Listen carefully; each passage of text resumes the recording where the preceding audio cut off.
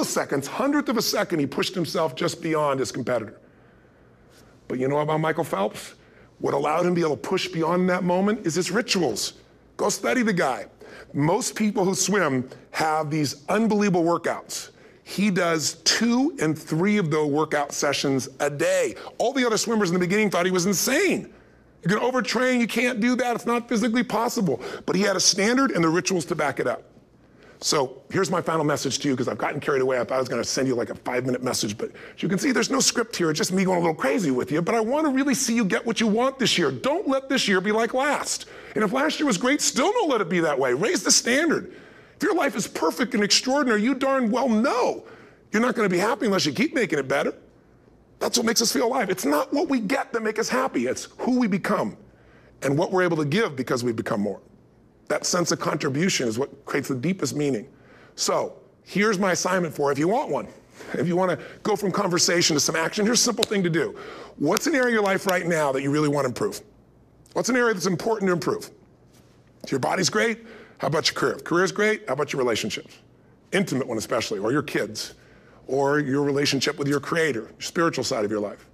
Or is it your finances? Figure an area that really matters. Decide on that area. Number one, write down what your life is like in that area right now as specifically as possible. So you might say, well, I'm 13.5 pounds overweight, whatever the weight is, whatever the situation is, or my body fat's like this, or I wake up exhausted in the morning, and you write the truth of where you are right now. So you're real clear. Or I'm not in a relationship. I say I want a relationship, but I'm not in one, and I don't seem to find them. All the good ones seem to be gone is my belief. And I really do want one, but I don't have it. Whatever your definition. Or I'm in a relationship, and God, I wish I wasn't in a relationship. I'm planning my escape, wherever you are. Or I have a wonderful relationship, we love each other, but there just isn't enough passion. Just write the truth of where you are. The area you want to change, but write how it is. And then the second step is, and this is where you got to be really honest with yourself. What are the rituals that have put me there? Because whatever results you're getting, even if you don't like the results, there's some rituals that are keeping you in that place. There's some rituals of what you eat or don't eat, how you move or don't move, how you sleep or don't sleep. There's some rituals in the lack of variety or spice or energy or focus in an area.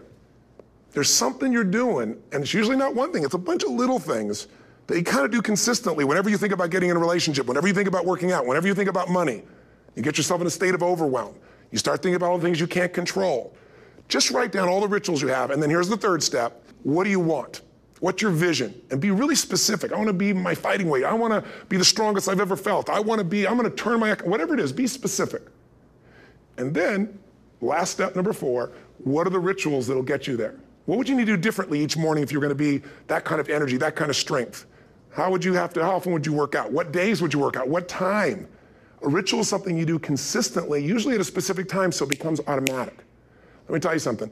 Willpower doesn't last, but rituals can last a lifetime. I bet you have some rituals in your life right now you've been doing for years, even though some of them don't serve you. I'm just saying, wake yourself up. If you want a new year and a new life, you don't need to start on January 1st. Start today. Start with this little video. And just begin to see what happens and see how easy it is to just do a few little rituals. Don't do them all, just do 2 or 3 new things. And you know what happens? You'll get momentum. Because once you discipline yourself in one area of your life, you feel yourself doing it in other areas as well. And I always say something that my original teacher taught me. I always remind people, there's always 2 pains in life. There's the pain of discipline, or there's the pain of regret. And discipline weighs ounces, as my friend Jim Rohn taught me. Regret weighs tons. You don't have regret. So right now, what do you want to change? What's it really like? What are the rituals that got you there? That'll take a little homework. If you're not sure, ask the people around you. They'll tell you what your rituals are. What do I really want in depth? What are the rituals that'll get me there? And then get yourself to start a few of those actions and lock them in place. If I can help you in any way, we're here as a company to support you. Come have an event with us. Come to Unleash the Power Within or Mastery University, or get a coach. You can get a free coaching session if you call our company and click on something on this. We'll probably have something on it, or get a product. Or don't do anything with us, but do something with somebody, starting with you. If you make the changes in yourself, you're going to be proud this year, and no amount of money or accolades from other people can mirror the feeling of being proud of knowing you've taken back control of your life, or you've taken a great life to another level. Because once you do that, you have something you can give other people, whether it be your kids or your friends or your family.